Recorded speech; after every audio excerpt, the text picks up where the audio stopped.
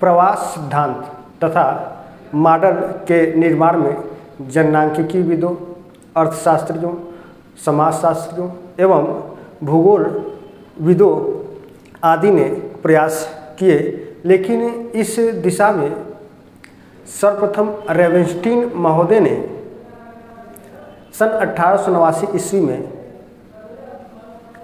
अपना प्रथम प्रयास किया। प्रवास संबंधी सिद्धांत एवं मॉडल के संदर्भ में देखा जाए तो सर्वप्रथम रेवेनस्टीन महोदय ने 1889 ईस्वी में अपना प्रथम प्रयास किया। आगे चल कर के बहुत से विद्वानों ने प्रवास से संबंधित सिद्धांतों के बारे में अपना विचार और मत दिए। Hello friends, welcome my YouTube channel. Video के आज के सेशन में आप सभी लोगों का बहुत बहुत स्वागत है। वीडियो के आज के सेशन में हम लोग प्रवास से संबंधित सिद्धांतों के बारे में जानेंगे। पिछले क्लास की वीडियो में हम लोगों ने प्रवास क्यों होता है, प्रवास के कारक कौन से हैं, प्रवास के रूप क्या है, प्रवास के और अन्य कारक क्या है, प्रवास के प्रकार क्या है, इन सभी के बारे में हम लोगों ने पढ़ा। आज की वीडियो के सेशन में हम लोग प्रवास से संबंधित सिद्धांतों के बारे में जानेंगे। मैं इस वीडियो में प्रवास के विभिन्न कारक, रूप, प्रकार का डिस्क्रिप्शन लिंक में डाल दूंगा, आप लोग वहां से जाकर के देख सकते हैं। तो यदि बात किया जाए तो प्रवास से संबंधित सिद्धांतों के बारे में सर्वप्रथम रेवेनस्टीन महोदय ने अपना विचार दिया। उन्होंने अपना एक मॉडल प्रस्तुत किया सन 1889 ईस्वी में। यहाँ पर आप लोग को बोर्ड पर दिख रहा होगा प्रवास संबंधी सिद्धांत, जिसमें रेवेनस्टीन का प्रवास संबंधी सिद्धांत सबसे पहले आया सन 1889 ईस्वी में। फिर उसके बाद आपका गुरुत्व मॉडल आया। इसी गुरुत्व मॉडल को फुटकर व्यापार गुरुत्वाकर्षण नियम के नाम से जाना जाता है। यह सन 1928 ईस्वी में आया हुआ था। 1928 नहीं, इसको आप 1929 कह दीजिए, 1929 ईस्वी में आया था। और ये जो गुरुत्व मॉडल या फुटकर गुरुत्वाकर्षण संबंधी सिद्धांत है, ये प्रवास से संबंधित सिद्धांत है और इसके प्रतिपादक W.J. रेली थे। अब इसके बाद न्यूनतम प्रयास सिद्धांत आया सन 1940 में। न्यूनतम प्रयास सिद्धांत को G.K. जिफ द्वारा दिया गया था। अब इसके बाद मध्यवर्ती अवसर मॉडल सन 1940 में आया। इसको स्टोफन ने दिया था इस मॉडल को। फिर उसके बाद प्रतियोगी प्रवासी मॉडल सन 1960 में आया। ये भी स्टोफन ने ही दिया था। और उसके बाद स्थानिक अंतःक्रिया सिद्धांत सन 1967 ईस्वी में आया। इसे हैगर स्टैंड ने दिया था। फिर उसके बाद ली का प्रवास सिद्धांत आया सन 1966 में। और उसके बाद गतिशीलता संक्रमण मॉडल सन 1971 में आया। इसे जेलिंस्की ने दिया हुआ था, गतिशीलता संक्रमण मॉडल। और उसके बाद व्यवहार परक मॉडल को जूलियन वॉलपर्ट ने दिया था। अब इन सभी सिद्धांतों के बारे में हम लोग आज अच्छे से पढ़ेंगे और इन सभी सिद्धांतों को कवर करेंगे। इनमें सभी सिद्धांतों को तो नहीं बताया जाएगा, लेकिन जो इनमें सबसे महत्वपूर्ण है, जैसे रेवेनस्टीन है, गुरुत्व मॉडल है, न्यूनतम प्रयास है, और उसके बाद प्रतियोगी प्रवासी मॉडल है, मध्यवर्ती है, ली का प्रवास सिद्धांत है और व्यवहार परक मॉडल है, इन सभी के बारे में अच्छे से बताया जाएगा। तो आज की क्लास की वीडियो में प्रवास से संबंधित सिद्धांतों के बारे में पढ़ाया जाएगा। आइए अब हम लोग देखते हैं रेवेनस्टीन का प्रवास नियम। तो ग्रेट ब्रिटेन के काउंटी स्तर पर होने वाले प्रवासों के अनुभविक आधार पर प्रवास के नियम का प्रतिपादन रेवेनस्टीन ने किया था। तो यदि बात किया जाए तो ग्रेट ब्रिटेन के काउंटी स्तर पर, यहाँ पर मैं लिख दे रहा हूँ, ये सवाल पूछा जा सकता है। ग्रेट ब्रिटेन के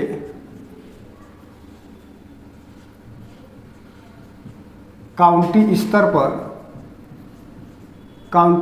पर होने वाले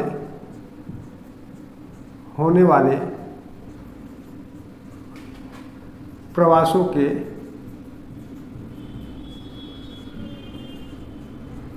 संदर्भ में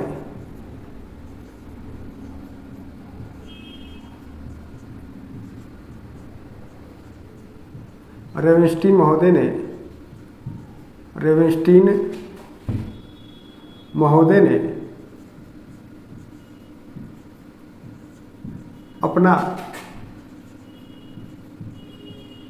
प्रवास संबंधी सिद्धांत दिया, अपना प्रवास संबंधी सिद्धांत दिया।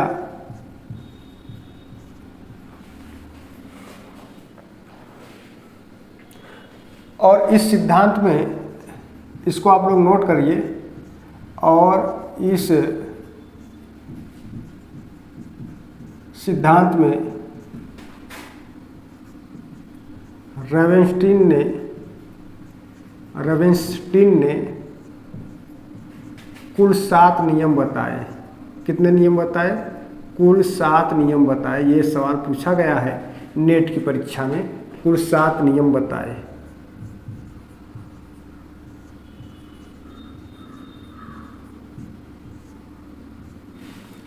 इस समय आप लोग मानव भूगोल के अंतर्गत जनसंख्या भूगोल और उससे संबंधित जनसंख्या स्थानांतरण, जिसको आप देशांतरण कहते हैं, उसी को प्रवास कहते हैं, उसी को प्रव्रजन कहते हैं, आदि के बारे में आप पढ़ रहे हैं। और उसी से संबंधित यह एक सिद्धांत है जो भूगोल विषय से संबंधित नेट, जेआरएफ, पीजीटी और हायर यानी कि कह सकते हैं आप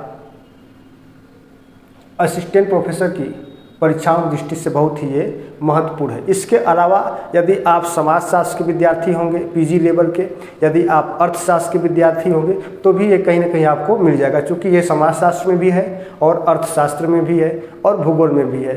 एक अलग से जननांकिकी विज्ञान भी चलता है, जिसे आप डेमोग्राफी के नाम से जानते हैं, उसमें भी ये चीज़ें आप लोग को मिल जाएगी। तो आइए अब हम लोग इन 7 को अच्छे से देखते हैं। अब इन 7 में देखिए है प्रवास और दूरी, जो 7 नियम बताए गए थे। पहला नियम है, आप लोग सिर्फ प्रवास और दूरी, आप लोग सिर्फ इसको नोट करिए। मैं बोल दूंगा, जहाँ नोट करने की बात होगी मैं लिख दूंगा, या मैं आप लोगों से कह दूं तो आप लोग स्वयं उसको नोट कर लीजिएगा। नहीं तो मैं धीरे धीरे बोल दूंगा, आप लोग सब कुछ उसको नोट कर सकते हैं। प्रवास और दूरी, तो रेवेनस्टीन महोदय ने अपने सिद्धांत में सबसे पहले कुल 7 नियम को बताया। इन 7 नियमों में जो पहला नियम है प्रवास और दूरी का नियम है। इस नियम के अनुसार क्या होता है कि यदि जैसे जैसे दूरी बढ़ती जाती है वैसे वैसे प्रवास की मात्रा में कमी होती चली जाती है। बस इसका एक यही है कि यदि दूरी बढ़ गया तो प्रवास की मात्रा क्या होगी? कम हो जाएगी। तो अधिक दूरी के लिए प्रवास कम होगा और कम दूरी के लिए प्रवास अधिक हो जाएगा। तो दूरी के अनुसार प्रवास की मात्रा क्या होती है? घटती चली जाती है। अब उसके बाद है अवस्थाओं में प्रवास। दूसरा नियम है अवस्थाओं में प्रवास। अवस्थाओं में प्रवास, ये नियम क्या कहता है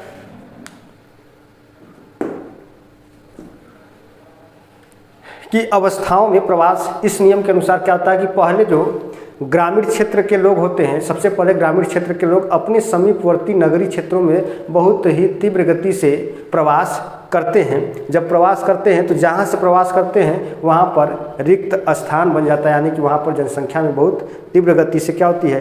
कमी आती है, और वो एक रिक्त स्थान बन जाता है, जिससे वहाँ पर रिक्तियाँ उत्पन्न हो जाती हैं। और इन रिक्तियों को भरने के लिए अपेक्षाकृत दूरस्थ क्षेत्रों से प्रवास होता है। जैसे इसको यदि आप समझें तो जैसे मान लेते हैं कि यह एक ग्रामीण क्षेत्र है, यह एक ग्रामीण क्षेत्र है और यह एक शहरी क्षेत्र है। इसके समीपवर्ती क्षेत्रों में यह एक शहरी क्षेत्र है। तो यहाँ से प्रवास की मात्रा अधिक होगी। जब प्रवास की मात्रा अधिक होगी तो यहाँ के लोग अब यहाँ पर आ जाएंगे। जब यहाँ पर आ जाएंगे तो यहाँ पे रिक्त स्थान हो जाएगा, यहाँ पे रिक्तियाँ उत्पन्न हो जाएगी और दूरस्थ क्षेत्रों से फिर इस रिक्तियों को भरने के लिए प्रवास होगा। तो ये अवस्थाओं में प्रवास है, यानी कि ग्रामीण क्षेत्र से नगरीय क्षेत्र में सबसे पहले अधिक प्रवास होगा। जब ग्रामीण क्षेत्र में रिक्तियाँ उत्पन्न हो जाएगी तो इस रिक्तियों को भरने के लिए दूरस्थ क्षेत्रों से यहाँ पर प्रवास हो जाएगा। तो यही अवस्थाओं में प्रवास है। अब इसके बाद यदि देखा जाए तो तीसरा आपका जो आएगा वो होगा आपका धारा और प्रतिधारा। धारा और धारा। तो आइए देखते हैं तीसरा, धारा और प्रतिधारा को।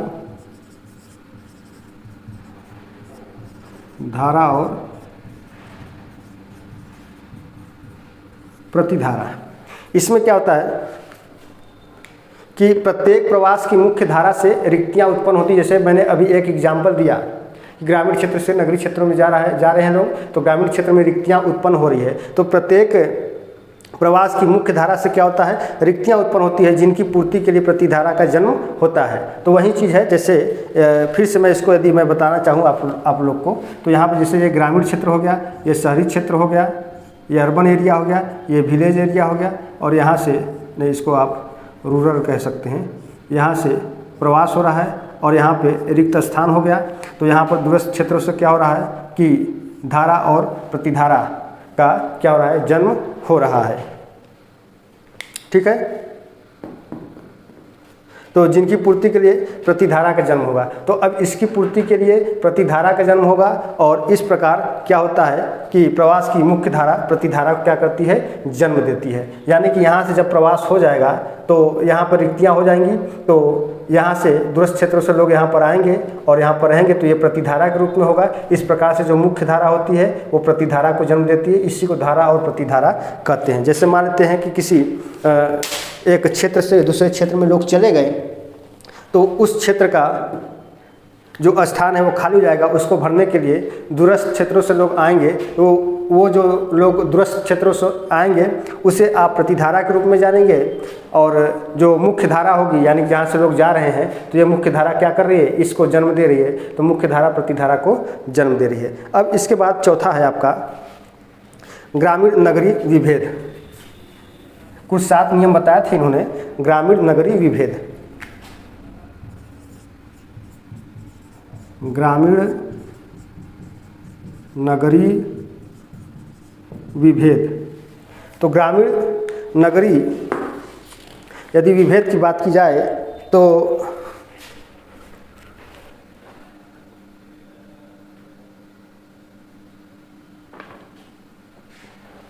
सही आ रहा है।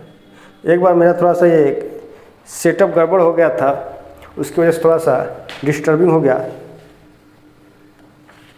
तो ग्रामीण नगरीय विभेद। अब इसमें यदि बात की जाए तो प्रवास जो प्रायः होता है वो नगरीय क्षेत्रों में अधिक होते हैं। तो प्रवास प्रायः नगरीय क्षेत्रों में अधिक होते हैं। इसके अधिक होने के कुछ रीजन और कारण बताए गए हैं। चूँकि नगरीय क्षेत्रों में रोजगार की सुविधाएं अधिक सुलभ रहती हैं और लोग रोजगार की तलाश में ग्रामीण क्षेत्रों से नगरीय क्षेत्रों में लोग जाते हैं। इसके अलावा नगरीय क्षेत्रों में स्वास्थ्य है, शिक्षा है और तृतीयक सेक्टरों का बहुलता है। उस के कारण क्या होता है कि यहाँ पर प्रवास अधिक होता है। तो ग्रामीण क्षेत्रों से नगरीय क्षेत्रों में प्रवास क्या होते हैं, अधिक होते हैं, और ग्रामीण क्षेत्रों में जो प्रवास होता है वो कम होता है। तो एक तरीके से देखा जाए तो जो नगरीय क्षेत्र होगा ये आकर्षक रूप कहलाएगा प्रवास के संदर्भ में, और ग्रामीण क्षेत्र इसका प्रतिकर्षक रूप कहलाएगा प्रवास के संदर्भ में। तो नगरीय क्षेत्रों में अधिक प्रवास होते हैं, जब ग्रामीण क्षेत्रों में क्या होता है, प्रवास कम होता है। अब इसके बाद 5वां बात की जाए तो स्त्रियों की बहुलता।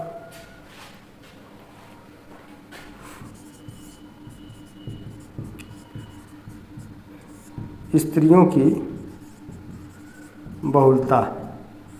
यदि प्रवास के संदर्भ में स्त्रियों की बहुलता की बात की जाए तो जो स्त्रियों का प्रवास होता है वो प्रायः लघु दूरी के रूप में होता है, यानी कि कम दूरी के रूप में ही स्त्रियों का अधिक प्रवास होता है। अधिक दूरी के लिए स्त्रियों का प्रवास नहीं होता है। जैसे यदि आप एक व्यवहारिक रूप में देखें तो कहीं ना कहीं से आप जहाँ से बिलोंग करते होंगे वहाँ के कुछ न कुछ लोग बाहर अपना जाते होंगे, कुछ न कुछ रोजगार के उद्देश्य से। कुछ लोग गुजरात जाते होंगे, कुछ लोग दिल्ली जाते होंगे, कुछ लोग सऊदी अरब जाते होंगे, दुबई जाते होंगे, लेकिन उनमें प्रायः मैक्सिमम क्या कह सकते हैं कि एकदम बिल्कुल 100% पुरुष ही लोग जाते हैं।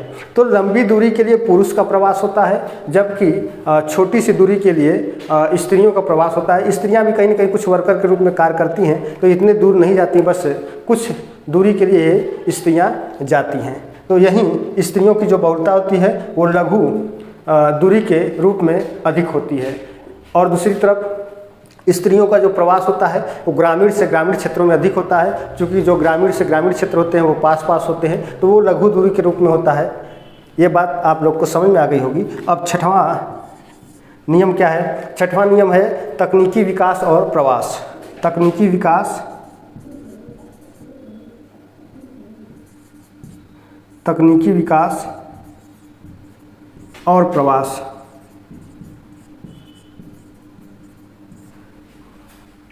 तकनीकी विकास और प्रवास, तो देखिए, अब जिन क्षेत्रों में तकनीकी विकास अधिक होगा उन क्षेत्रों में रोजगार के अवसर बढ़ेंगे। जब रोजगार के अवसर बढ़ेंगे तो वहाँ पर जनसंख्या का स्थानांतरण भी अधिक होगा, और जिन क्षेत्रों में तकनीकी विकास नहीं रहेंगे वहाँ पर रोजगार के अवसर भी नहीं रहेंगे, और वहाँ पर जनसंख्या का स्थानांतरण भी नहीं हो सकता है। तो इस आधार पर यदि देखा जाए तो जिन क्षेत्रों में तकनीकी विकास अधिक होता है वहाँ पर प्रवास भी क्या होता है? बहुत अधिक होता है। अब इसके बाद सातवां नियम क्या है? सातवां नियम है आर्थिक उद्देश्य की प्रमुखता। आर्थिक उद्देश्य की प्रमुखता। आर्थिक उद्देश्य की प्रमुखता। अब यदि इसकी बात की जाए तो जो प्रवास होते हैं वो आर्थिक और अनार्थिक दोनों उद्देश्यों के लिए होते हैं। तो प्रवास आर्थिक और अनार्थिक दोनों उद्देश्यों के लिए होते हैं, लेकिन प्रवास सर्वाधिक आर्थिक उद्देश्यों के लिए होता है। लेकिन दूसरी तरफ यदि देखा जाए तो अनार्थिक उद्देश्यों के अंतर्गत, जैसे कि आप कह सकते हैं कोई धार्मिक उद्देश्य हो गया, कोई सामाजिक हो गया, कोई सांस्कृतिक हो गया, कोई राजनीतिक हो गया, कोई भौगोलिक हो गया। लेकिन इन सब में जो रोजगार को सर्वाधिक प्रभावित करेगा वो आर्थिक उद्देश्य ही प्रभावित करेगा। चूँकि मैंने रोजगार बोल दिया, सॉरी, प्रवास होना चाहिए। तो प्रवास को जो सर्वाधिक प्रभावित करेगा वो आर्थिक उद्देश्य ही प्रभावित करेगा। तो एक तरीके से देखा जाए तो आर्थिक उद्देश्य और अनार्थिक उद्देश्य दोनों ही प्रवास को प्रभावित करते हैं, लेकिन उनमें से आर्थिक उद्देश्य प्रवास को अधिक मात्रा में प्रभावित करता है, क्योंकि जितने भी प्रवास होते हैं वो आर्थिक उद्देश्यों की प्राप्ति के लिए ही होता है। कुछ प्रवास सांस्कृतिक और धार्मिक उद्देश्यों के लिए भी होता है। तो रेविन्स्टीन ने अपने प्रवास संबंधी सिद्धांत में इन 7 नियमों को बताया। इन 7 नियमों के बारे में आप लोग जान गए। आप लोग चाहें तो वीडियो को पुश करते हुए एक शॉर्ट नोट्स बना सकते हैं, और ये नेट के एग्ज़ाम परीक्षा में पूछा जा चुका है कि रेविन्स्टीन ने अपने सिद्धांत में कुल कितने नियम बताए थे।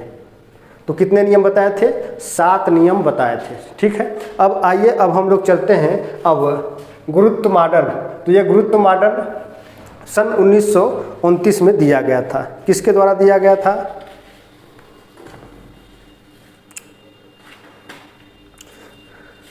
तो ये W.G. रेली के द्वारा ये दिया गया था। ठीक है,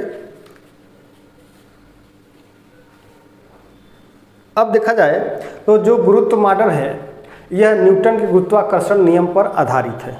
ठीक है, इस मॉडल के अनुसार किसी क्षेत्र या नगर में प्रवासियों को आकर्षित करने की शक्ति उसके आकार के अनुसार बढ़ती जाती है और दूरी बढ़ने पर घटती जाती है। तो कह सकते हैं कि किसी भी क्षेत्र या नगर में प्रवासियों को आकर्षित करने की जो शक्ति होती है उस क्षेत्र के आकार और दूरी के अनुसार होता है। यानी कि जितना आकार अधिक होगा वहाँ की संरचना जितनी अच्छी होगी, आर्थिक उद्देश्यों की प्राप्ति जितनी अधिक हो सकते हैं, रोजगार के अवसर अधिक हों, तो उन क्षेत्रों में क्या होते हैं? प्रवास अधिक होते हैं। लेकिन यदि वो दूरी अधिक हो जाए तो वहाँ पर क्या होगा कि प्रवास की मात्रा में धीरे धीरे कमी होती चली जाती है। तो ये जो मॉडल दिया गया था वो W.G. रेली के द्वारा दिया गया था सन 1929 में, और इन्होंने ये अपना मॉडल न्यूटन के गुरुत्वाकर्षण के नियम के आधार पर दिया था। मैं इसको मिटा दे रहा हूँ और फिर उसके बाद में थोड़ा सा इसके बारे में लिख देता हूँ।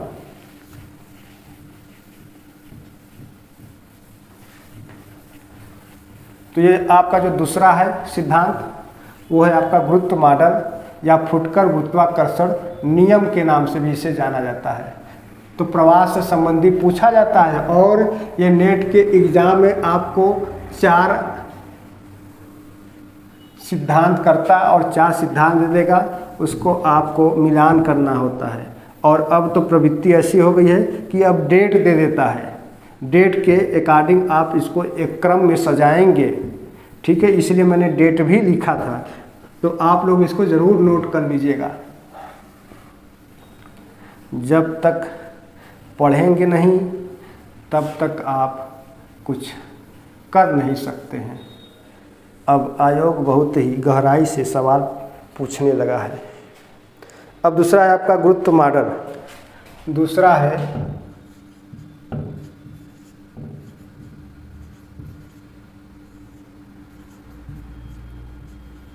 गुरुत्व मॉडल, या इसी को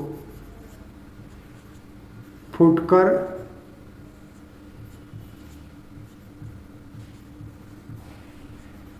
गुरुत्वाकर्षण नियम के नाम से जाना जाता है। फुटकर गुरुत्वाकर्षण के नियम के नाम से जाना जाता है।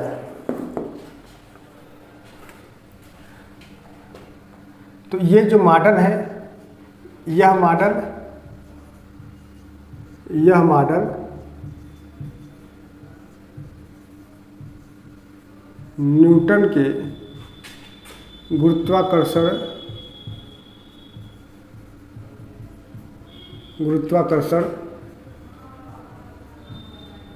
नियम से संबंधित है, नियम से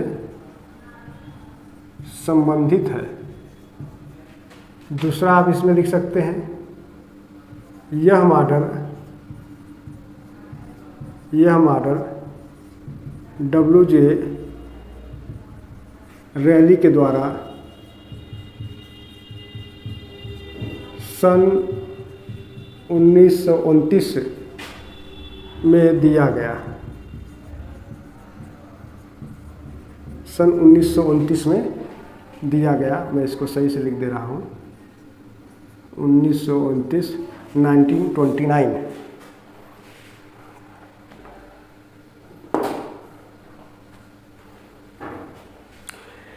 तो सर्वप्रथम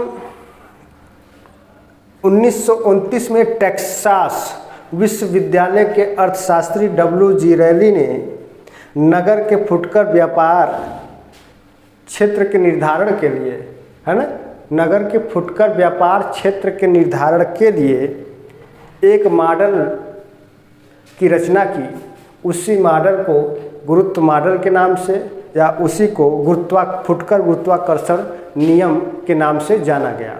तो इन्होंने नगर व्यापार, यानी जो नगरों में जो व्यापार होते हैं फुटकर रूप से, उसके संदर्भ में इन्होंने एक मॉडल प्रस्तुत किया प्रवास से संबंधित। उसी मॉडल को ही गुरुत्व मॉडल या फुटकर गुरुत्वाकर्षण नियम के नाम से जाना गया है।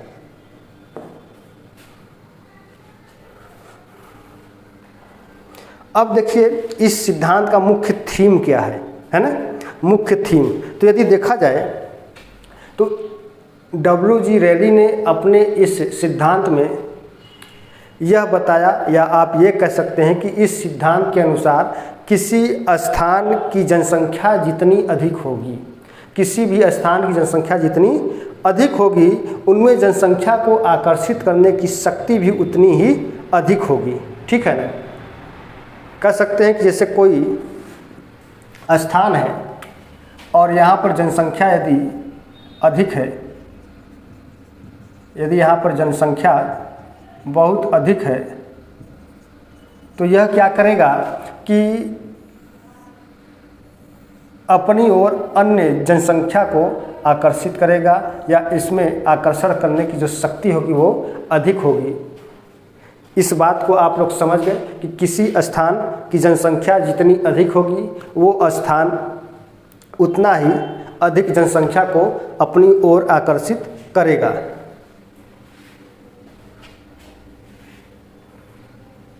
लेकिन इसमें एक बात ये भी कहा गया कि किसी स्थान की जनसंख्या जितनी अधिक होगी वो उतना ही अधिक जनसंख्या को आकर्षित करेगा, लेकिन दूरी के अनुपात में करेगा। दूरी के अनुपात मतलब यदि दूरी बढ़ती जाएगी तो जनसंख्या के आकर्षण करने की शक्ति कम होती चली जाएगी, और दूरी जितना ही कम होगा वो उतना ही अधिक जनसंख्या को आकर्षित करेगा। यानी कि आप कह सकते हैं कि दूरी के अनुपात में जनसंख्या का आकर्षण होगा, अर्थात दूरी अधिक होगी तो जनसंख्या का आकर्षण भी कम होगा। यदि दूरी कम होगी तो जनसंख्या का आकर्षण अधिक होगा। यानी कि आप कह सकते हैं कि जनसंख्या के आकर्षण और दूरी में विपरीत संबंध होगा।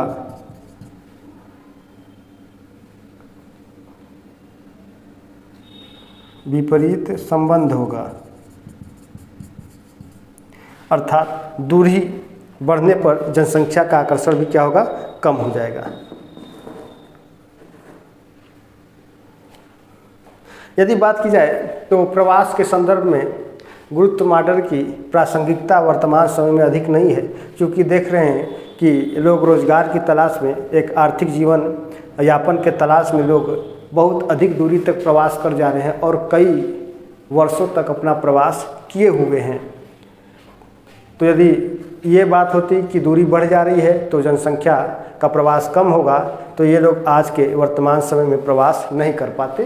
तो कहीं न कहीं प्रवास के संदर्भ में जो WG रैली ने अपना फुटकर गुरुत्वाकर्षण नियम या गुरुत्व मॉडल दिया था, ये उतनी प्रासंगिक नहीं हो पाती है। आइए अब हम लोग चलते हैं न्यूनतम प्रवास सिद्धांत की तरफ।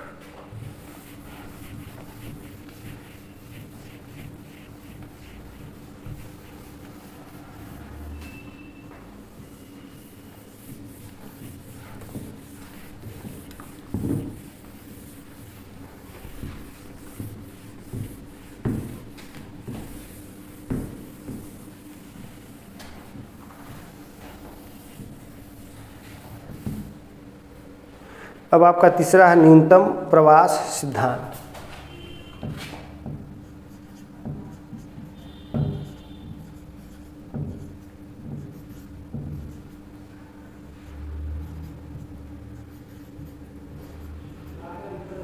न्यूनतम प्रवास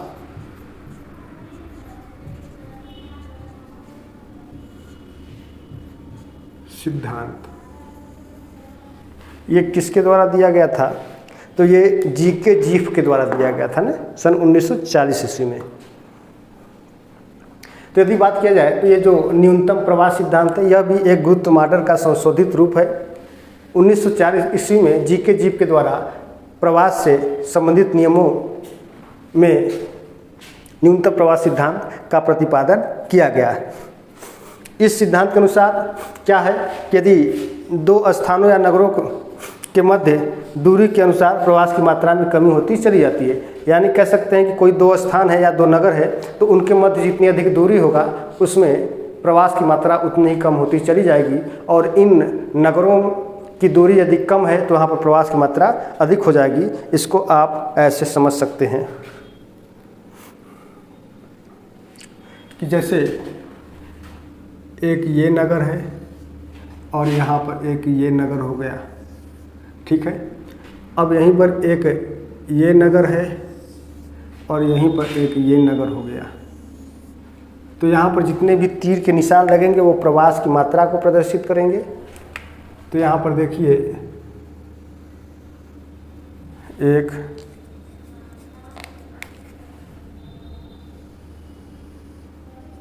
2 3 4 5 6, 7, 8, 9 और ये 10। और यहाँ पर देखिए तो 1, 2 और ये 3। तो यहाँ पर देखिए दूरी कम है। क्या है? दूरी कम है, इसलिए प्रवास अधिक हो रहा है। प्रवास क्या हो रहा है? अधिक हो रहा है। यहाँ पर दूरी अधिक है, दूरी क्या है? अधिक है, तो प्रवास क्या हो रहा है? कम हो रहा है। ठीक है। तो न्यूनतम प्रवास सिद्धांत में जीके जीफ ने यही बताया कि दो स्थानों या दो नगरों के बीच यदि दूरी अधिक है तो वहाँ पर प्रवास कम होंगे, यदि दूरी कम है तो प्रवास क्या होगा? अधिक हो जाएगा। ठीक है। क्यों होता है ऐसा? क्योंकि मनुष्य न्यूनतम प्रयास से ही किसी अभिष्ट को पाना चाहता है, यानी कि वो चाहता है कि हम बहुत अधिक प्रयास भी न करें और अधिक से अधिक चीज़ों की हमें क्या हो सके? प्राप्ति हो सके, है ना।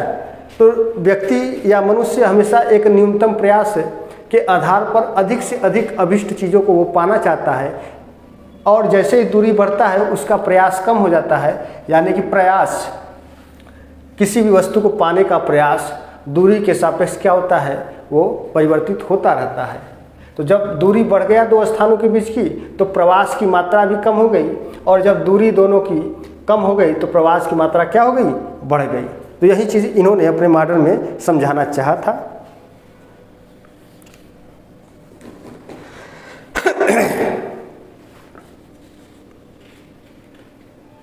अब इसके बाद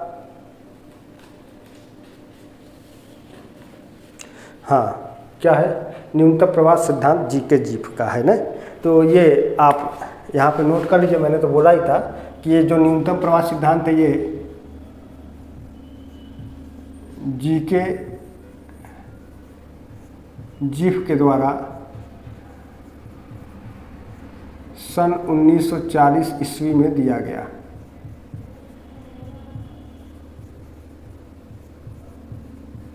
ठीक। अब इसके बाद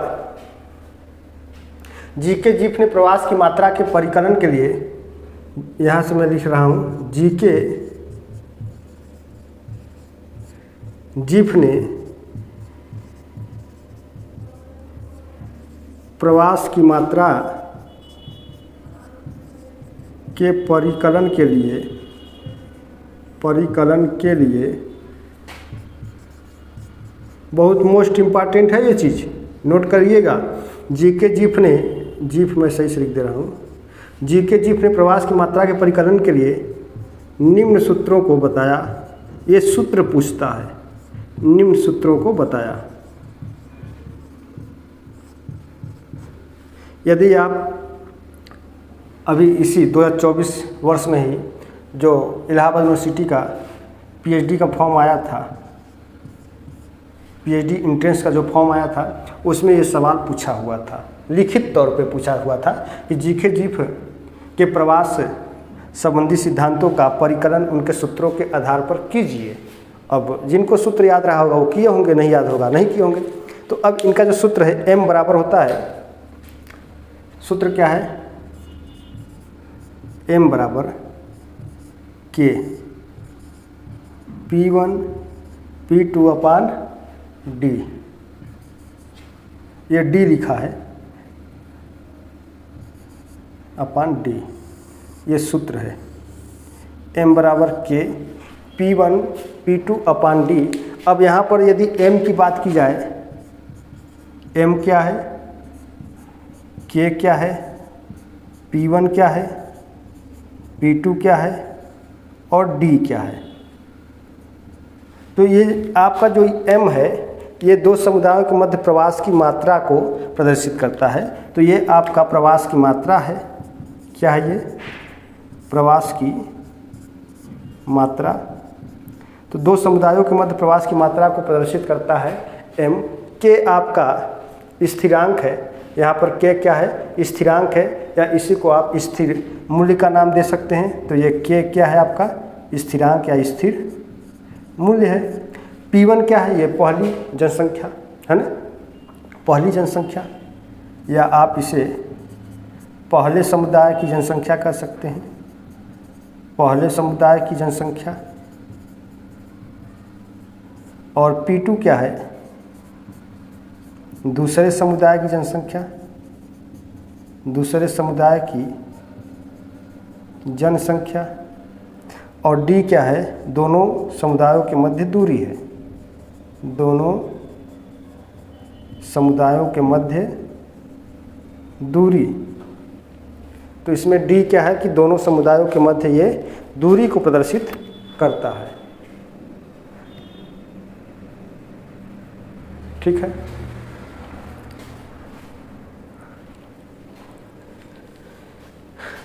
तो यहाँ पर जीके जीप ने अपने न्यूनतम प्रवाह सिद्धांत में ही बताया था कि दो नगरों के मध्य यदि दूरी अधिक है तो वहाँ पर प्रवास की मात्रा कम होती चली जाती है, और दो नगरों के मध्य दूरी अधिक है कम है तो वहाँ पर प्रवास की मात्रा उतनी ही अधिक होती चली जाएगी, क्योंकि व्यक्ति हमेशा न्यूनतम प्रयास से ही किसी भी अभीष्ट को पाना चाहता है।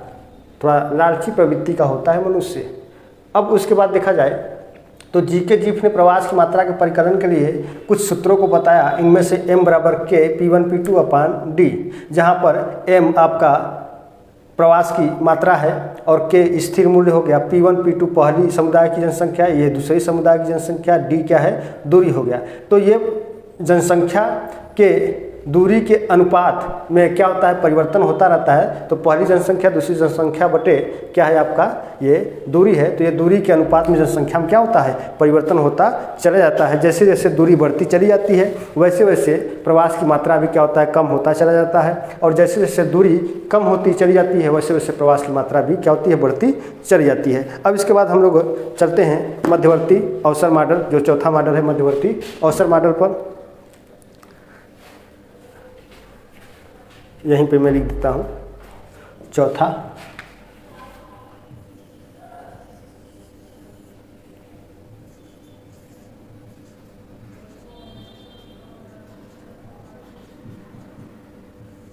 मध्यवर्ती अवसर मॉडल।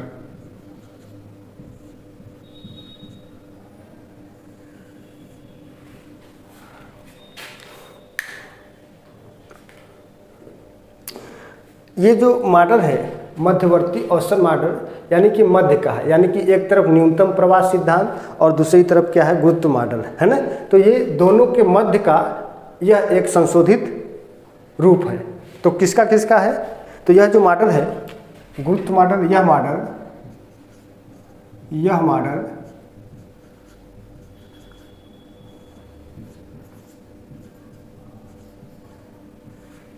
गुरुत्व मॉडल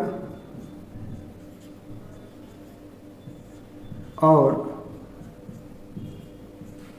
न्यूनतम प्रवास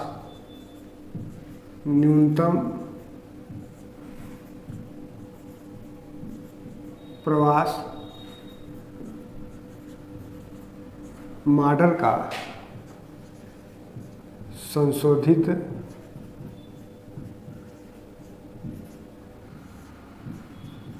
रूप है।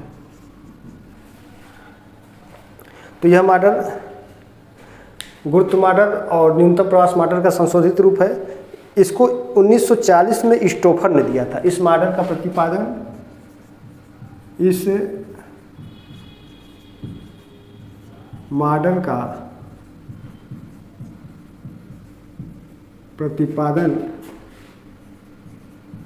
1940 में स्टोफर ने किया। अब स्टोफर को मैं थोड़ा सा ऐसे कर देता हूँ ताकि आपको दिख जाए, वो स्टोफर लिखा हुआ है, ठीक है। तो स्टोफर ने किया।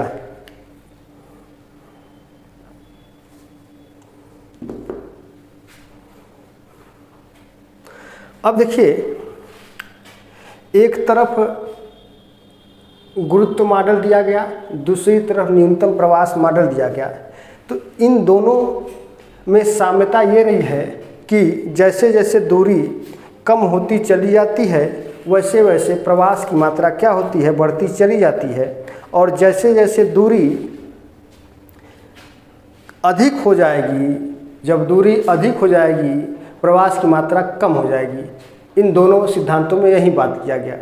लेकिन जब मध्यवर्ती अवसर मॉडल इन दोनों के मध्य के बीच मध्य का मॉडल आया जिसे 1940 में स्टोफर ने दिया, तो इसमें इन्होंने ये बताया कि जो प्रवास की मात्रा है वो दूरी के आधार पर परिवर्तित नहीं होती है। यानी कि इन्होंने कहा कि ऐसा नहीं है कि दूरी कम हो जाए या दूरी अधिक हो जाए तो प्रवास की मात्रा में वृद्धि या कमी होने लगे, बल्कि प्रवास की मात्रा को प्रभावित करने वाले कारक में दूरी ही नहीं बल्कि उसके साथ साथ आर्थिक, सामाजिक और राजनीतिक कारक भी बहुत जिम्मेदार माने गए हैं।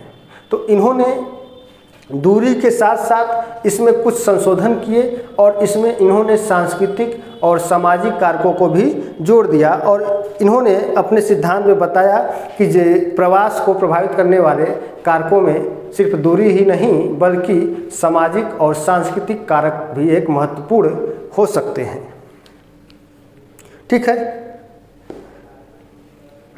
तो सामाजिक, आर्थिक और सांस्कृतिक कारक प्रवास को ये अधिक मात्रा में प्रभावित कर सकते हैं दूरी की सापेक्ष।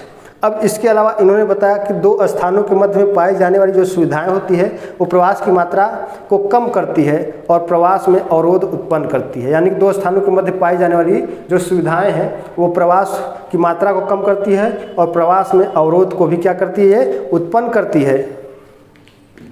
अतः इन्हें मध्यवर्ती बाधा की संज्ञा भी दी जाती है। स्टोफर का मध्यवर्ती अवसर मॉडल पाश्चात्य विकसित देशों के लिए अधिक उपयुक्त माना जाता है।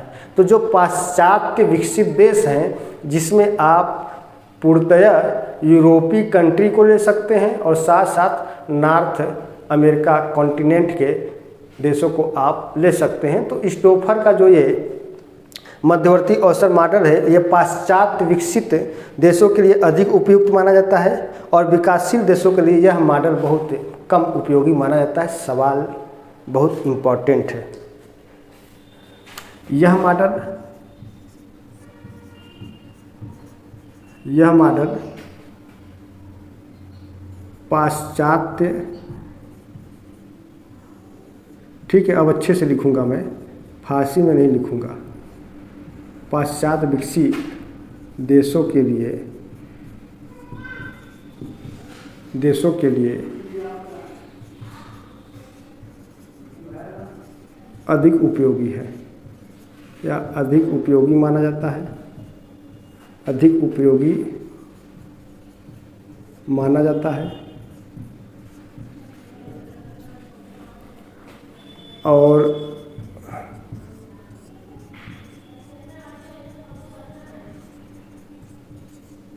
विकासशील देशों के लिए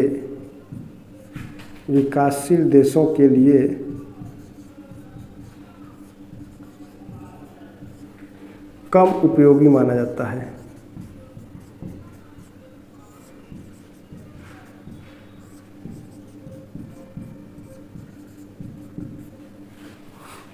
ठीक है, तो इस चीज़ को आप लोग नोट करेंगे कि ये जो मॉडल है वो पाश्चात्य विकसित देशों के लिए अधिक उपयोगी माना जाता है और विकासशील देशों के लिए यह कम उपयोगी माना जाता है। ठीक है, तो मध्यवर्ती अवसर मॉडल यह गुरुत्व मॉडल और न्यूनतम प्रवास मॉडल का संशोधित रूप है और ये मॉडल 1940 में स्टोफर के द्वारा दिया गया और इस मॉडल में स्टोफर ने यह बताने का भरसक प्रयास किया कि किसी भी प्रवास में सिर्फ दूरी ही उस प्रवास की मात्रा को प्रभावित नहीं कर सकती है बल्कि उसके साथ साथ जो आर्थिक, सामाजिक और सांस्कृतिक कारक है ये प्रवास को अधिक मात्रा में प्रभावित करेंगे। अब इसके बाद है प्रतियोगी प्रवासी मॉडल। तो यह मॉडल मध्यवर्ती अवसर मॉडल का ही संशोधित मॉडल है जिसे 1960 में स्टोफर ने ही प्रस्तुत किया था। तो प्रतियोगी प्रवासी मॉडल यानी कि दो क्षेत्रों के बीच, यदि मैं यहाँ पर लिख दे रहा हूँ। अब उसके बाद है प्रतियोगी प्रवासी मॉडल। प्रतियोगी प्रवासी मॉडल, ठीक है, 1960 में। तो 1960 में इसको स्टोफर ने दिया था। यह मध्यवर्ती अवसर मॉडल का ही एक संशोधित रूप है और इसमें बताया गया कि दो स्थान हैं या दो नगर हैं, इन दो नगरों के मध्य प्रतियोगी जितना अधिक होगा वहाँ पर प्रवास की मात्रा भी क्या होगी, उतना ही अधिक होता चला जाएगा। अब इसके बाद है सूक्ष्म विश्लेषणात्मक मॉडल। आप लोग वहाँ से देख लीजिए, जो छठा है वो सूक्ष्म विश्लेषणात्मक मॉडल है। तो 1967 में हैगर स्टेन ने अपने स्थानिक अंतःक्रिया सिद्धांत के विश्लेषण में आवासीय संचरण का एक सरल मॉडल प्रस्तुत किया। इस मॉडल के अनुसार किसी भी क्षेत्र में जनसंख्या का वितरण सतत रूप में नहीं पाया जाता, बल्कि यह विभिन्न केंद्रों के रूप में वितरित होती है जो एक दूसरे से संबंधित होते हैं तथा उनके मध्य पारस्परिक संचरण पाया जाता है। तो सूक्ष्म विश्लेषणात्मक मॉडल में इन्होंने बताया था कि जो जनसंख्या का वितरण होता है वो सतत रूप में सब जगह एक समान नहीं होता है या एक समान रूप से वितरित नहीं होता है, बल्कि यह विभिन्न केंद्रों के रूप में वितरित होती है। यानी कि कहीं यहाँ पर है, कहीं यहाँ पर है, कहीं यहाँ पर है, कहीं यहाँ पर है, लेकिन सतत रूप में सब जगह एक समान जनसंख्या नहीं पाई जाती है, बल्कि यह केंद्रों के रूप में यानी कि विभिन्न केंद्रों के रूप में यह वितरित होती रहती है। इसी को इन्होंने सूक्ष्म विश्लेषणात्मक मॉडल के नाम से कहा। अब इसके बाद है देखिए ली का प्रवासी मॉडल या ली का प्रवास मॉडल। आइए देखते हैं ली का प्रवास मॉडल।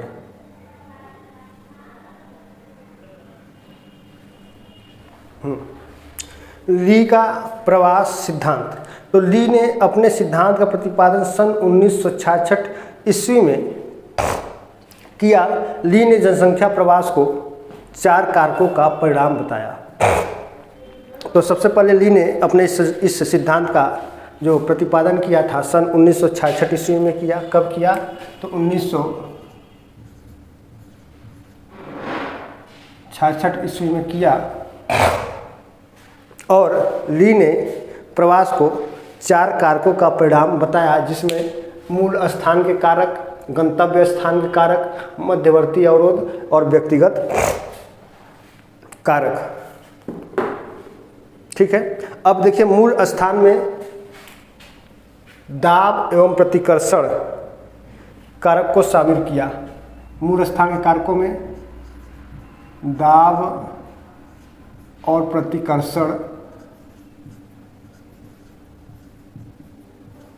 प्रतिकर्षण कारक को शामिल किया।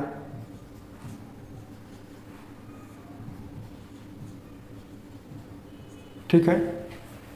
तो मूल स्थान में इन्होंने दाब और प्रतिकर्षण कारक को शामिल किया। अब जैसे मान लेते हैं कि जिस स्थान से लोग प्रवास कर रहे हैं वो स्थान उसका मूल स्थान कहलाता है और उसके संदर्भ में प्रवासियों को उत्प्रवास कहते हैं या उत्प्रवासी कहते हैं। तो जैसे मान लेते हैं कि कोई एक स्थान है जो प्रवासियों का मूल स्थान है, तो वहाँ से लोग आखिर क्यों किसी अन्य जगह पे प्रवास करेंगे? उसके पीछे कुछ कारण होगा।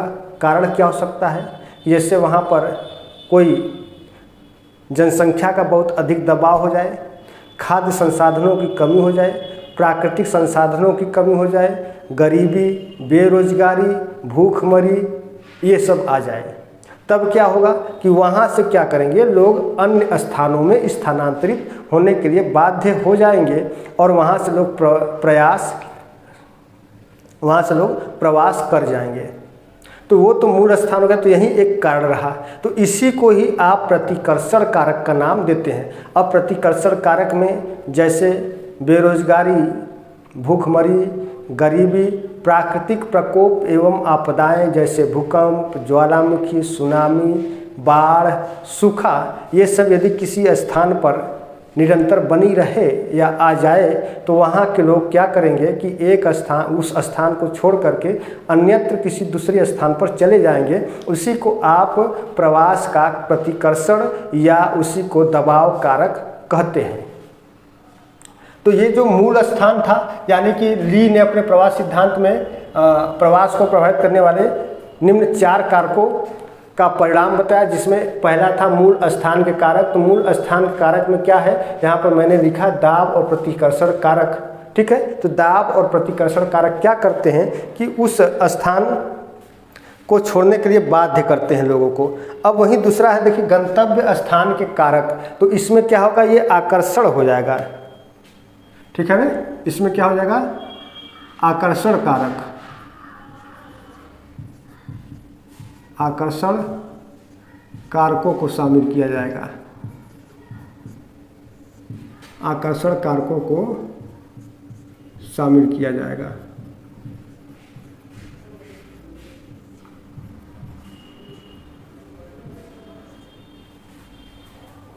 तो आकर्षण कारक जैसे कि यदि किसी स्थान पर रोजगारी की सुविधा हो, रोजगार मिले, वहाँ पर एक अच्छा जीवन यापन हो सके, और साथ ही साथ वहाँ पर स्वास्थ्य, चिकित्सा, इसके अलावा तृतीयक सेक्टर से संबंधित सुविधाएं मिले, तो वे सभी क्या करेंगे कि वे जनसंख्या को अपनी ओर आकर्षित करेंगे।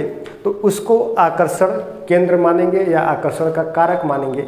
अब इसमें जैसे अनुकूल जलवायु दशाएं, अनुकूल जलवायु दशाओं के अलावा आप सिंचाई की व्यवस्था, कृषि योग्य भूमि, रोजगार के साधन और अन्य कारकों को आप शामिल कर सकते हैं जो जनसंख्या को अपनी ओर आकर्षित करते हैं। ऐसे कारकों को आप आकर्षण कारक के अंतर्गत शामिल करते हैं। इसी को ली ने गंतव्य स्थान का कारक बताया। अब इसके बाद मध्यवर्ती अवरोध। ठीक है, तो मध्यवर्ती अवरोध का मतलब ये है कि मूल स्थान के कारक और गंतव्य स्थान के कारक के मध्य जो अवरोध उत्पन्न होगा उसी को आप मध्यवर्ती अवरोध के नाम से जानेंगे। ली ने इसे मध्यवर्ती अवरोध माना। अब जैसे मान लेते हैं कि ये कोई एक मूल स्थान हो गया। ठीक है, मैं इसकी बात कर रहा हूँ। ठीक है, ये एक कोई मूल स्थान हो गया और ये एक गंतव्य स्थान हो गया। अब मूल स्थान और गंतव्य स्थान के मध्य जो अवरोध उत्पन्न होगा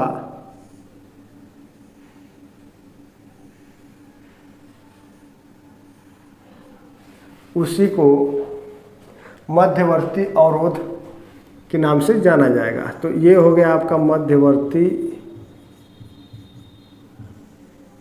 अवरोध। अब ये हो गया आपका मूल स्थान। ये क्या हो गया, मूल स्थान। ये आपका हो गया गंतव्य स्थान। अब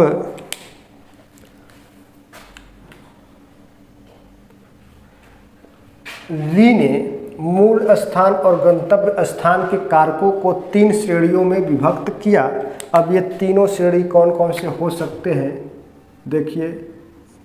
एक हो गया धनात्मक और एक हो गया ऋणात्मक। ये हो गया ऋणात्मक और तीसरा हो गया आपका तटस्थ। ये क्या हो गया, तटस्थ हो गया। ठीक है, इसी तरीके से आप यहाँ पर भी कर सकते हैं कि ली ने मूल स्थान और गंतव्य स्थानों को कुल 3 श्रेणियों में विभक्त किया। एक तरफ धनात्मक, पहला धनात्मक, दूसरा ऋणात्मक, दूसरा ऋणात्मक और तीसरा तटस्थ। ठीक है, अब मैं यहाँ पे लिख देता हूँ, एक बॉक्स बना देता हूँ। एक यहाँ पर, यहीं पर मैं एक यहाँ पर एक बॉक्स बना देता हूँ।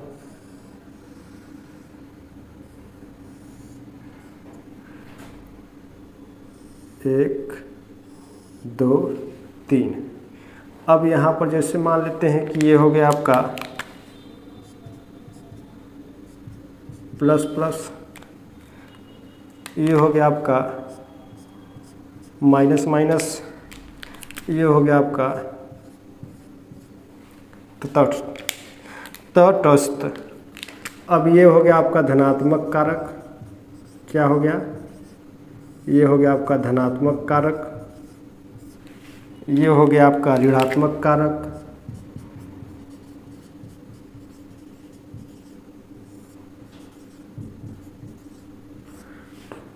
ये हो गया आपका तटस्थ। ठीक है,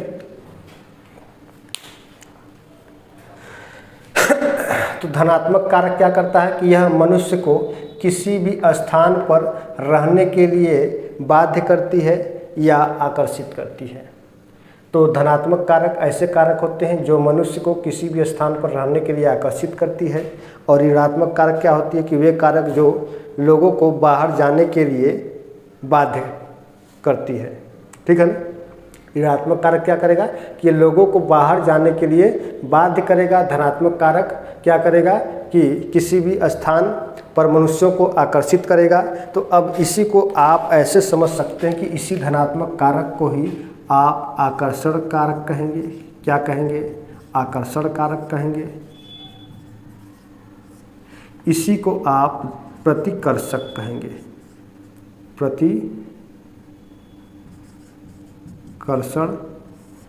कारक। यदि आप लोग वीडियो देख रहे हैं, वीडियो अच्छी लगे तो वीडियो को आप लोग लाइक करिए, अपने मित्रों तक इसको शेयर करिए। जो लोग चैनल पर पहली बार आए हैं वे लोग जरूर चैनल को सब्सक्राइब कर लें। आइए अब आगे हम लोग बढ़ते हैं। ऋणात्मक कारक को प्रतिकर्षण कारक कहेंगे। क्यों कहेंगे, क्योंकि यह क्या करेगा कि लोगों को बाहर जाने के लिए क्या करेगा, ये प्रेरित करेगा। ठीक है, अब तटस्थ क्या है कि वे कारक जो लोगों के प्रवास के प्रति तटस्थ रहते हैं। ठीक है ना, यानी कि यहाँ पर ऋणात्मक धनात्मक की बात नहीं है, बल्कि यह वे कारक होंगे जो लोगों के प्रवास के प्रति तटस्थ रहेंगे। अब इन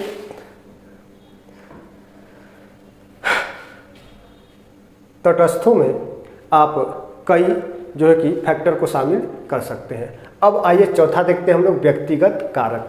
अब व्यक्तिगत कारक क्या है कि प्रवास की मात्रा और दिशा पर व्यक्तित्व या व्यक्तिगत कारकों का प्रभाव होता है।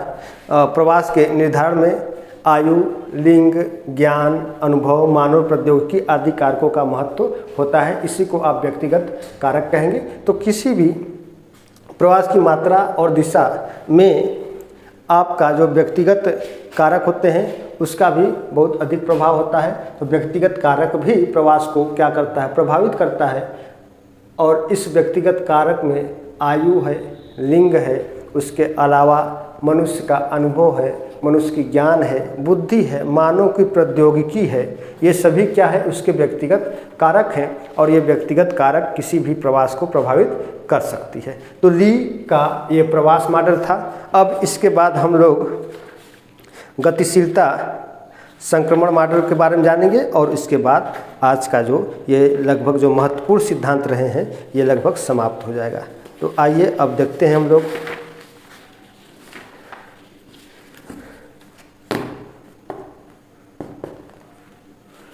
गतिशीलता संक्रमण मॉडल। अब इस गतिशीलता संक्रमण मॉडल में आप लोग इसको नोट कर लें, या तो इसका एक स्क्रीनशॉट ले लें, नहीं तो मैं इसको मिटा दूं।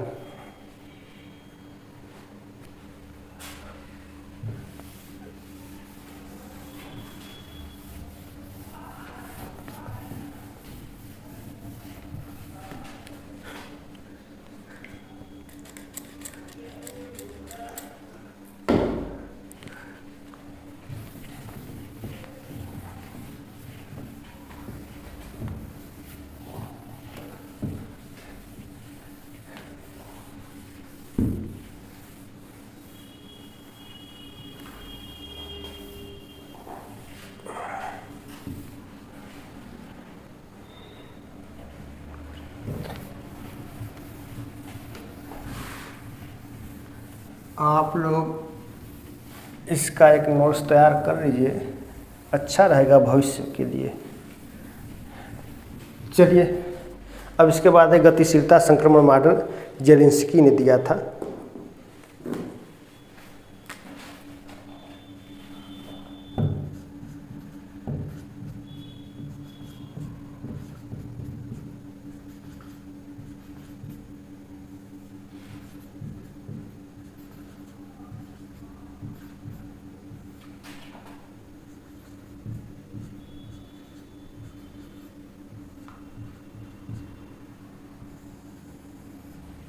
ठीक है, तो इसको जेलिंस्की ने दिया था सन 1971 में दिया था, 1971 में दिया था। किसने दिया था? जेलिंस्की ने। तो जेलिंस्की किसने दिया था?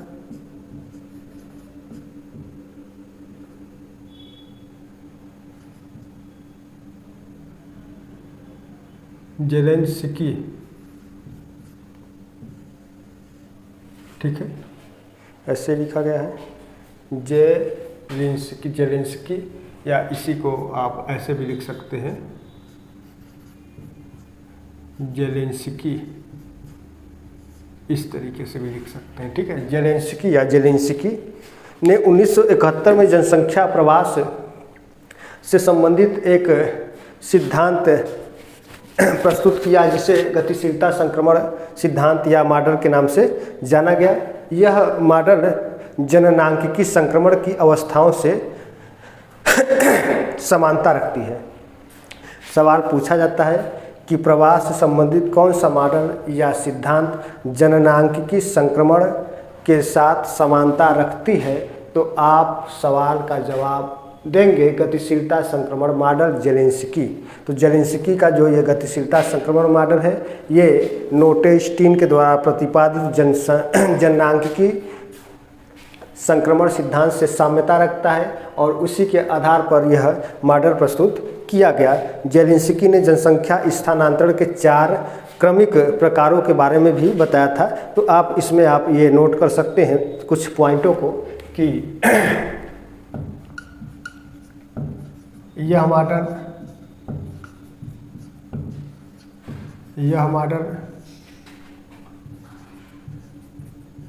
जनांकिकी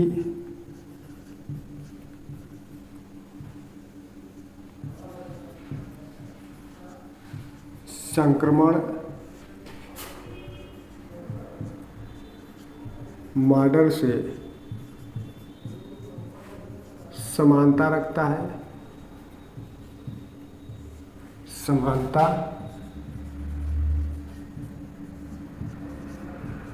रखता है। ठीक है, तो कौन सा मॉडल जननांकिकी संक्रमण से समानता रखता है? तो जेलेंस्की के द्वारा प्रतिपादित गतिशीलता संक्रमण मॉडल यह जननांकिकी संक्रमण मॉडल से समानता रखता है। जेलेंस्की ने जनसंख्या स्थानांतरण के 4 क्रमिक प्रकारों को बताया। ठीक है, यहाँ पर आप लिख सकते हैं कि जेलेंस्की ने दूसरा पॉइंट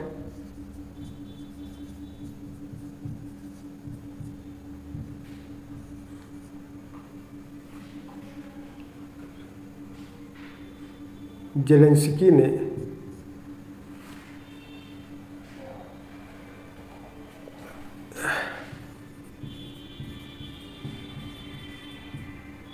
जनसंख्या स्थानांतरण के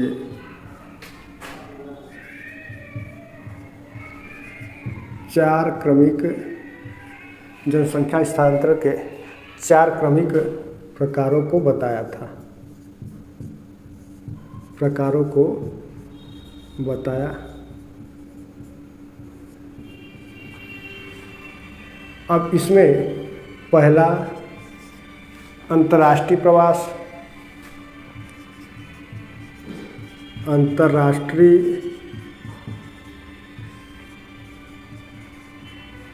प्रवास, दूसरा प्रादेशिक प्रवास, दूसरा क्या हो जाएगा? प्रादेशिक प्रवास हो जाएगा। तीसरा अंतः नगरी प्रवास, अंतः नगरी और अंतर्राज्यीय प्रवास।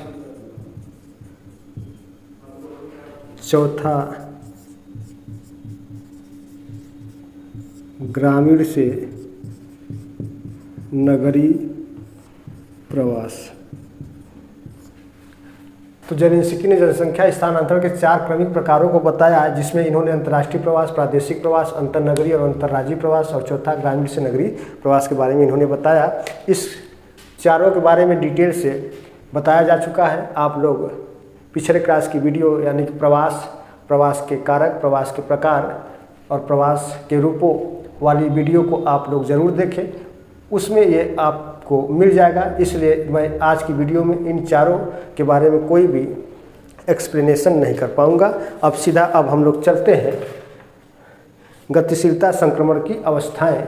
जो मैंने बताया था कि जेलेंस्की के द्वारा जो प्रतिपादित गतिशीलता संक्रमण मॉडल है, यह जननांगीय संक्रमण मॉडल से समानता रखता है। और जैसे जननांगीय संक्रमण मॉडल में कुल 5 अवस्थाएं हैं, उसी प्रकार से गतिशीलता संक्रमण मॉडल में भी कुल 5 अवस्थाएं हैं। अब अगला जो आप पढ़ेंगे वो होगा गतिशीलता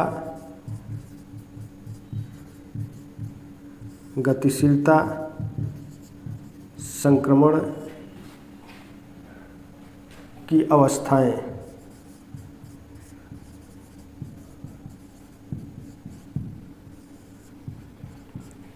यदि आप लोग भूगोल के छात्र होंगे तो आप लोग जानते होंगे कि नोटेस्टीन और थॉम्पसन के द्वारा जननांगीय संक्रमण सिद्धांत का प्रतिपादन किया गया और कुछ लोग इसे 3 अवस्थाओं में बताया, कुछ लोग इसे 4 अवस्थाओं में बताया।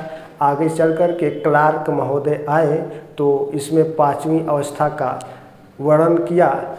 इस प्रकार जो गतिशीलता संक्रमण की अवस्थाएं हैं वह जननांगीय संक्रमण मॉडल पर आधारित है और जननांगीय संक्रमण मॉडल की कुल 5 अवस्थाएं होती हैं। इसमें कोई संदेह नहीं है, परीक्षा में पूछा गया सवाल और 5 अवस्था को आयोग ने माना है। आप लोग भी 5 ही अवस्था मानिएगा। बहुत सारी किताबों में 4 ही अवस्था का वर्णन किया गया, लेकिन आगे चल कर के क्लार्क महोदय आए, इसमें 5वीं अवस्था को इन्होंने जोड़ दिया।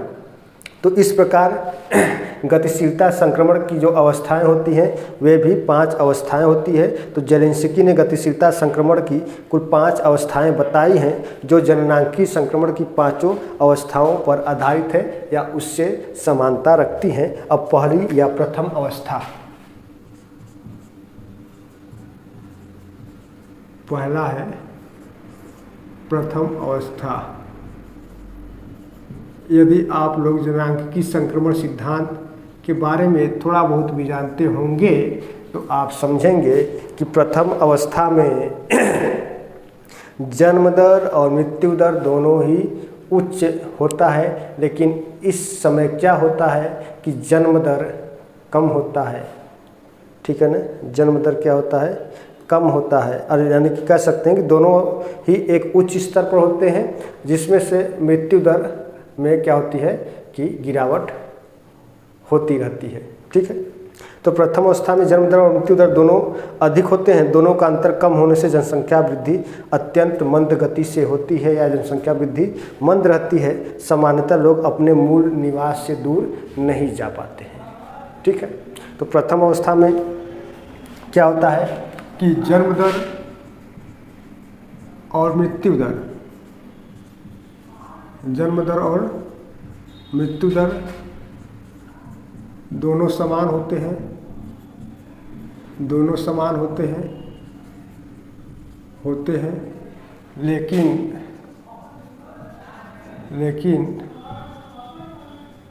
जन्म दर में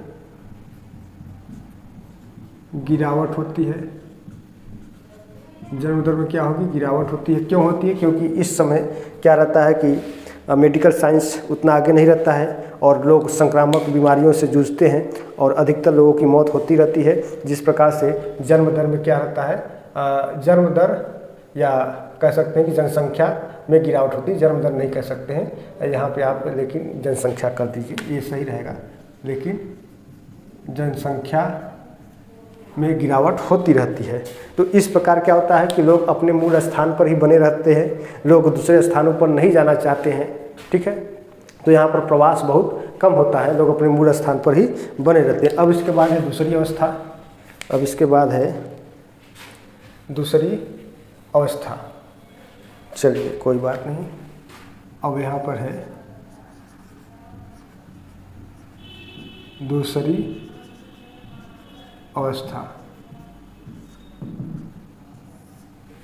सवाल पूछा गया है कि गतिशीलता संक्रमण की कुल कितनी अवस्थाएं हैं, तो गतिशीलता संक्रमण की कुल 5 अवस्थाएं बताई गई हैं। ठीक है, द्वितीय अवस्था है, तो इस अवस्था में क्या होता है कि मृत्यु दर में ह्रास होता है, परिणाम स्वरूप जनसंख्या में तीव्र वृद्धि होती है। अब देखिए इसमें क्या होता है, मृत्यु दर में ह्रास होता है, क्या होता है कि मृत्यु दर में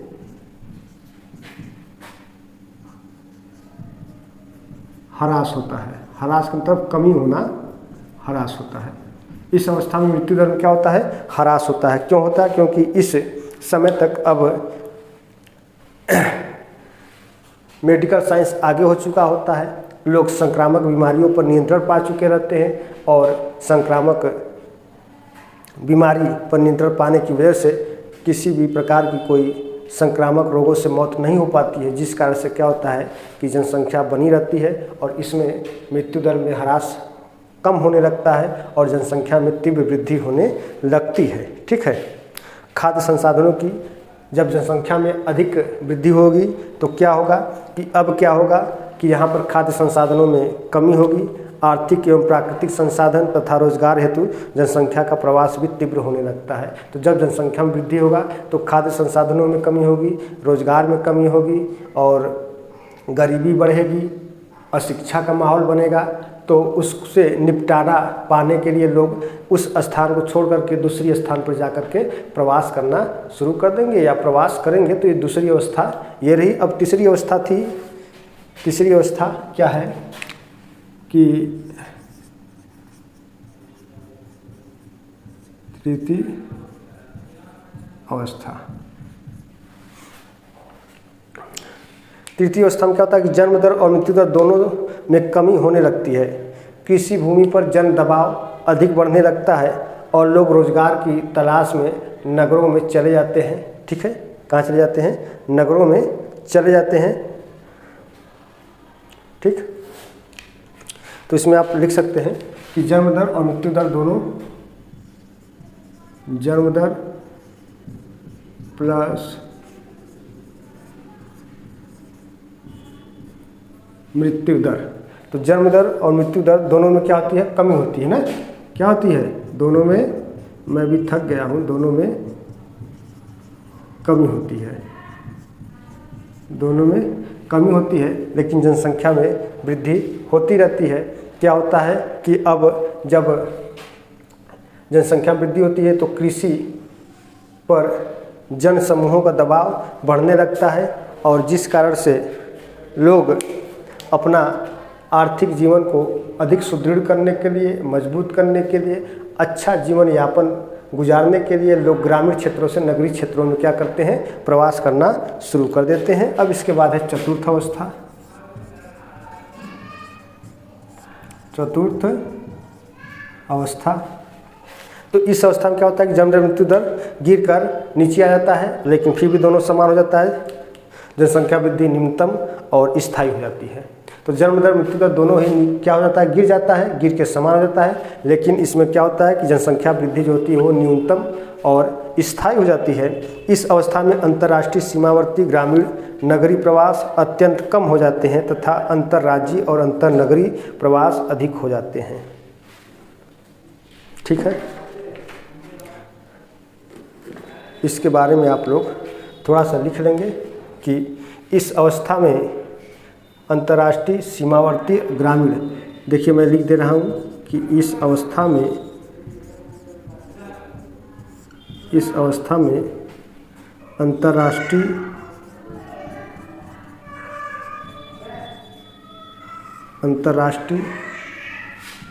सीमावर्ती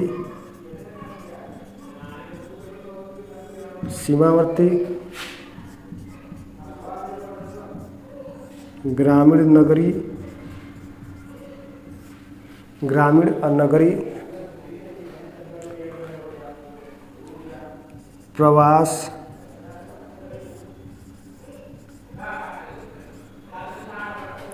अत्यंत कम हो जाते हैं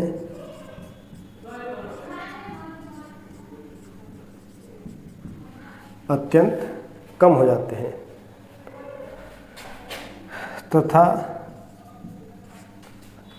अंतर्राज्यीय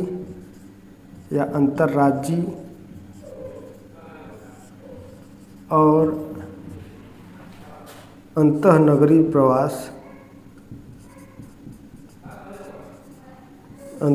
प्रवास अधिक हो जाता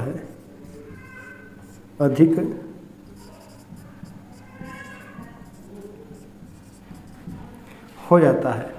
चतुर्थ अवस्था में क्या होता है कि इस अवस्था में अंतर्राष्ट्रीय सीमावर्ती ग्रामीण नगरीय प्रवास बहुत कम होते हैं और अंतर्नगरीय और अंतर्राज्यीय प्रवास क्या होते हैं, वो अधिक हो जाते हैं। इस अवस्था यानी कि कह सकते हैं कि यह जो अवस्था है आधुनिक औद्योगिक तथा नगरीय विकास की वर्तमान स्थिति को प्रदर्शित करता है।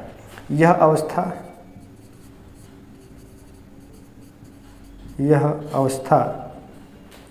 आधुनिक औद्योगिक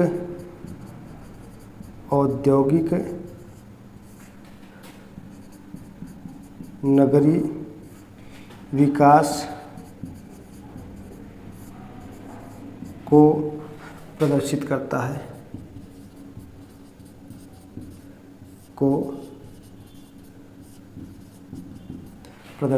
है। तो ये 4 अवस्थाएं होगी। एक 5वां अवस्था भी है, ठीक है। उस 5वें अवस्थाओं के बारे में भी अभी थोड़ी देर में डिस्कस हो जाएगी। जो लोग देखिए चैनल पर पहली बार आए हैं वे लोग चैनल को जरूर सब्सक्राइब कर लें और वीडियो अच्छी लगे तो वीडियो को लाइक और शेयर जरूर करें। आज के वीडियो के सेशन में मित्रों बस इतना ही।